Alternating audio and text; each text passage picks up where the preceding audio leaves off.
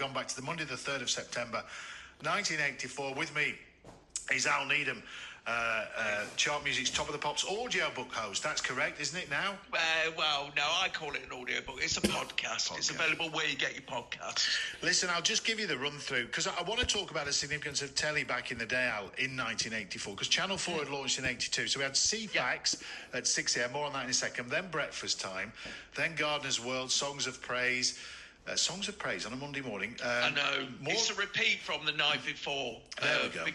Because Songs of Praise was run at the same time as Highway. So, I remember so many fights in the Market Square over fans of Highway and fans of Songs of Praise. It was terrible. So, obviously, they had to repeat Songs of Praise. Yeah, Highway, Harry Seacombe, wasn't it? Eunice Stubbs was on it, so... Happy days. Then yes. more CFAX was interwoven with everything else, Play School, the news.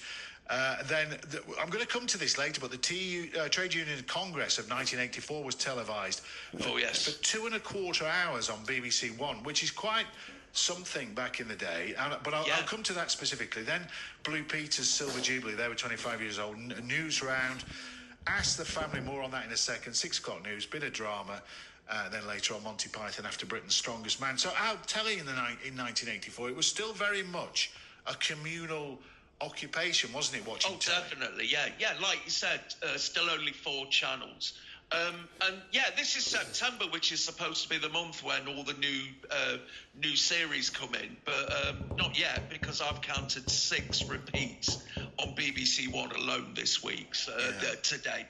So, I mean, even Channel 4, like you say, it's only been going for 2 years, but it's already started trotting out repeats. So, yeah.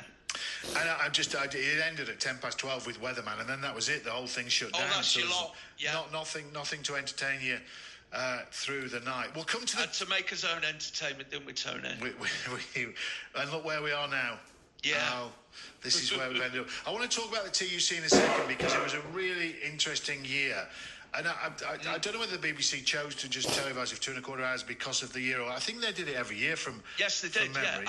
and party conferences as well. Yeah. All that stuff. I mean, at the time, the 4 terrestrial channels had to be all things to all people. This is not the era of rolling news. So, this kind of stuff got put on. To be honest, the BBC would have been glad of something to fill the schedule with in the afternoon. They didn't have any shows about, people going off to buy a second cottage in Cornwall or anything like that. Can you imagine? Well, this was the era still when because we're going to have to, danger of talking the item through now, but I'll come to it in a minute because I want to play Ask the Family. But Eric Heffer, Arthur Scargill spoke, and their speeches were carried on. There was a minor strike, so Arthur Scargill was hugely significant. But this is the era when union leaders were ubiquitous. They were on. Impressionists were doing the family won the turn. Yeah. Well, Impressionists, we knew them. Here's Vic Feather, you would hear, Mike Yard would say, and you knew who he was. Yes. Yeah, definitely. Who do we know now? Mick Lynch. That's about it. That's it. And he hasn't been on TV for a year or so, has he? Mick Lynch? Look, we'll get to that in a second, because he's a new agent. Yeah, cultural significance is a big part of this item, but quizzes have always been a staple, so this was huge, but it was coming to its end, so forget the chase, the weakest legal countdown. Do you remember this?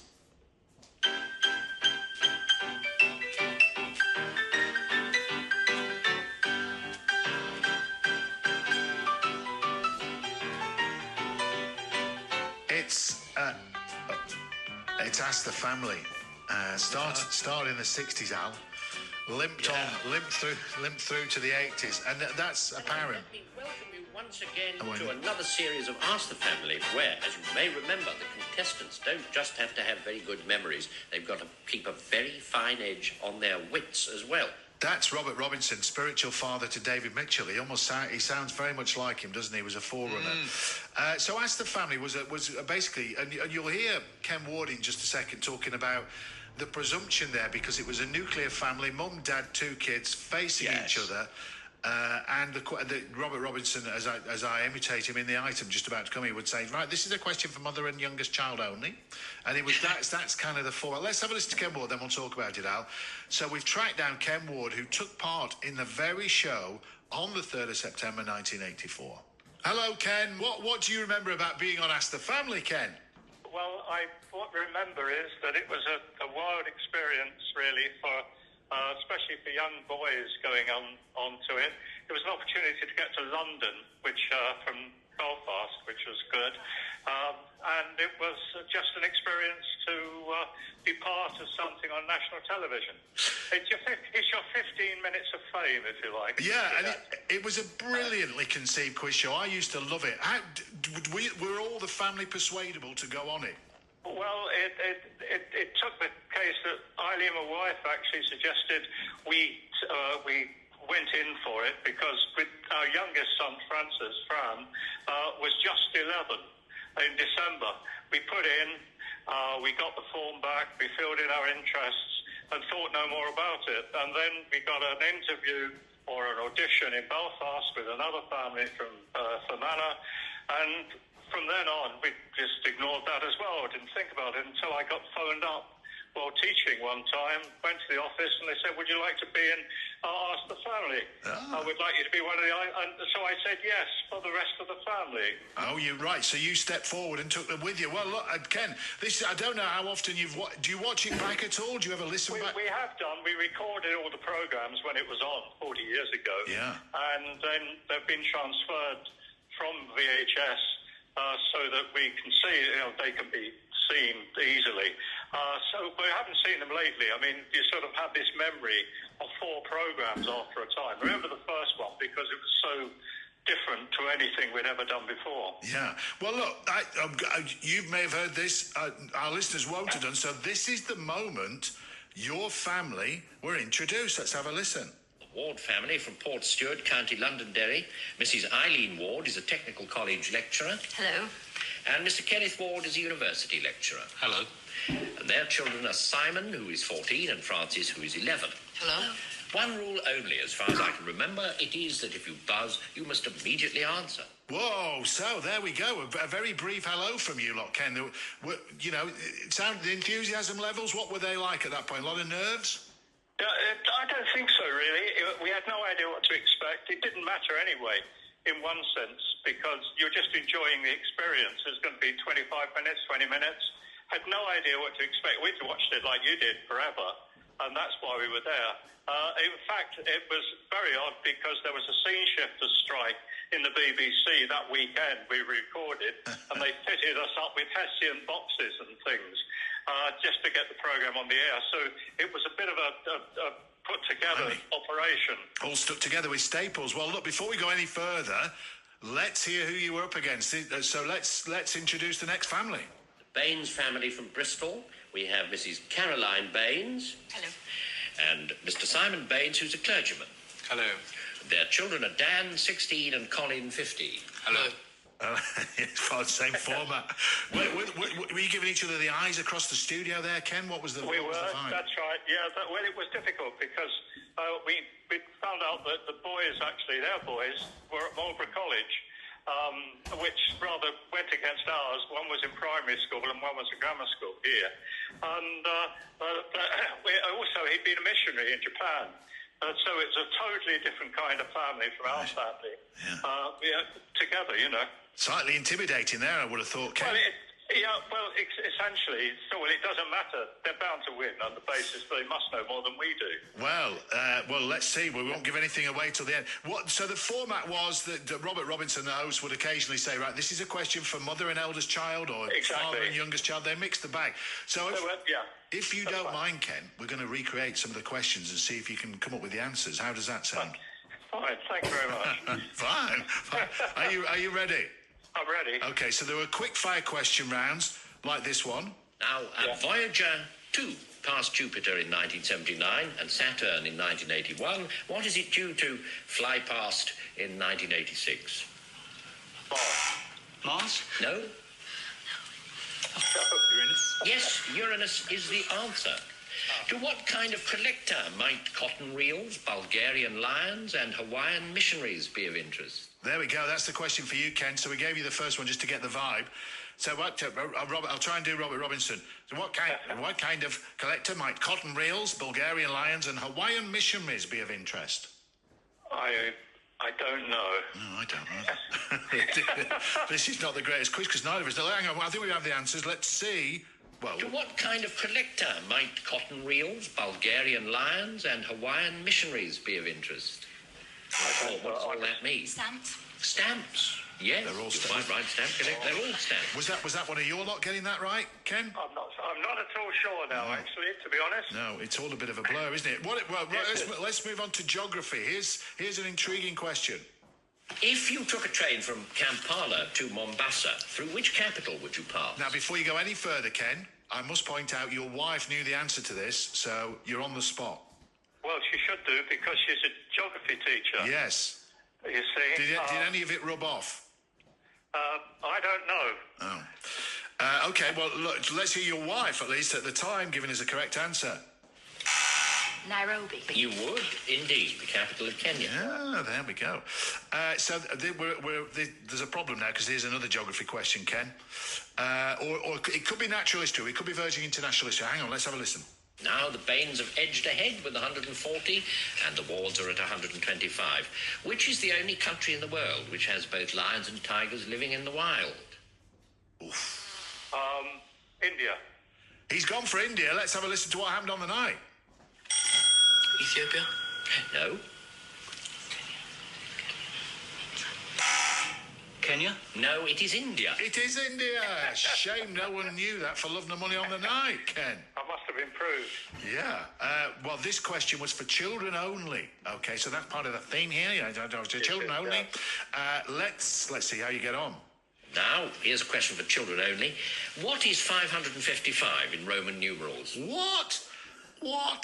I wouldn't have a clue. Ken, have you got a clue? Well, it would be DLV. Let's reveal the answer. DLV. Yes, you're very quick again. Blimey, I thought they gave out driving licenses. DLV. And look, let's not keep us in suspenders any longer. Here's the moment at the end when the family shook hands at the end. Robert Robinson revealed the final score and said his farewells. There's the groan. Thank you very much indeed. Just what we needed. Well, there we are. The final scores are 180 to the Baines family, 205 to the Ward family. The Baines fought well. Indeed, they nosed ahead at one point, but it's the Ward family which won. They will take part in one of our semi-finals, and the programme itself returns at the same time next week. Until then, goodbye. Who knew he could play the piano as well, Robert Robinson? That was a talent. Well, you won, Kenny. Easy. How brilliant was that? Well, it's kind of odd now, knowing it was tight. It's very tight. Yeah. And we were very pleased, actually. I'm amazed to be able to get through, actually. Did you got to the semi-final? We might as well ask, because there's no plot to spoil now. Did you win the semi-final? Well, yeah, then we came back. That was an Easter. We recorded that. Yeah. And then we came back at Whitsun. It's Whitsun weekend. And we won the semi-final. And that was on the Saturday afternoon. And then we had to come back on Sunday for the final, Sunday afternoon. And we won the final. Whoa. And then we went beyond that. They also brought back the previous year's winners. All right. And, I thought you were going to go Champions League. And we beat them as well. Wow. Because we were hot by then, because we were buzzing and you were coming cold into it. Yeah. But so in a sense, we were on 4 programs. And we won them all. Wow, what a legacy! You were the original eggheads. Well, not really. It was the odd thing is that no one's going to beat us anymore simply because they closed the program down after we'd won it. So you were responsible for not just winning everything but closing it down, Ken. I think the BBC was changing by then. Yeah. And they decided they moved on. It was of its time. I mean, it began in '67 and we're now in '84. Oh, that's right. And that was the very last series. I think they tried to revive it a little bit later on with Alan Titchmarsh, but that didn't go well. No, go on. No, I was just going to say, it was of its time, wasn't it? You know, very genteel. You know, you could almost say middle class, could you? Well, not only white and middle class. Yeah. Two children. You fitted the bill. Yeah, of course. And I do remember one of the contestants, one of the fathers we'd beaten, he said, I didn't want to be this and on this anyway. It really, what we thought was we actually were a family who knew each other quite well. But even when you answered, as you pointed those questions out, we only had one buzzer. Yeah. Therefore, when the hand went down, unless you knew it yourself, you wondered who in your family knew this. Yeah. A lot of stress for a family, but great. You're right though. Yeah, the nuclear family, it was predisposition for it to be 2 adults, 2 kids. Exactly so, and and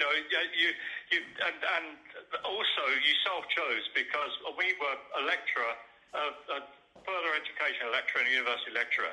Now this is ludicrous in terms of, if you like, the kind of people. But when we went to the audition, they actually took Polaroid photos of us as well, just to check that we looked fairly photogenic. Oh my God! When it came on the screen. Right, yeah.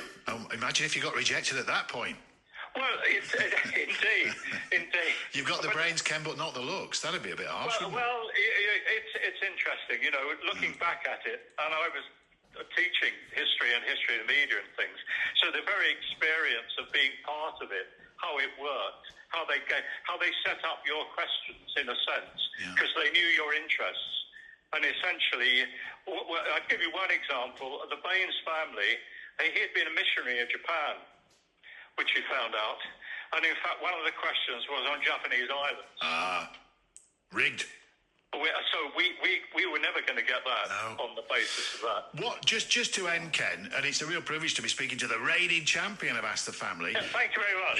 Yeah, I should acknowledge that. What? At the time, there were only 3 or 4 channels, so presumably a lot of people watched it. Did you get much attention locally? I mean, it was not only locally, nationally, because we had it was on where Pointless is now, just before the 6 o'clock news. Yeah.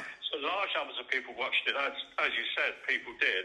We had a lot of attention here because it was Northern Ireland, and Port Stewart is a small community, and that was one thing. But we had a lot of letters from across the UK, from friends, from people who watched it, people who were interested. I tell you one which particularly was good for me. My primary school teacher wrote us a letter which must have gone to the BBC, and I still have it, that she said she always thought I'd get on. And that was when I was 5 or 6. Well, just to say that our kids grew up in a system where there was 11 plus as well, and that was useful because many of the questions were 11 plus type questions, and many of the questions are actually answered by a 14-year-old. So on that basis, I don't claim any credit. I was going to say, finally at the end, you credit where it's due. Exactly. It's the family that did it. Yeah, it's the family what won it. Ken, what a pleasure to talk to you. Thanks so much for taking us down memory lane. Thanks very much indeed. Thanks, Ken. Thank you. Good night. That's great. Speaking to the reigning champion of Ask the Family, was on the very night that we've chosen to have a look at. Good, well done to the team for tracking him down. But Al Needham, who's accompanying me through these TV times, September the 3rd, 1984. Al, really interesting stuff he had to say there about it was time to move on. It was white, it was middle class, and it was aimed at the nuclear family.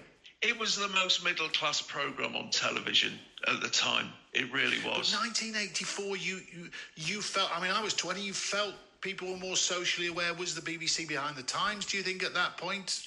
Well, they were behind the times in the sense that they put it on at 5:30 on a Monday. That's kids' time.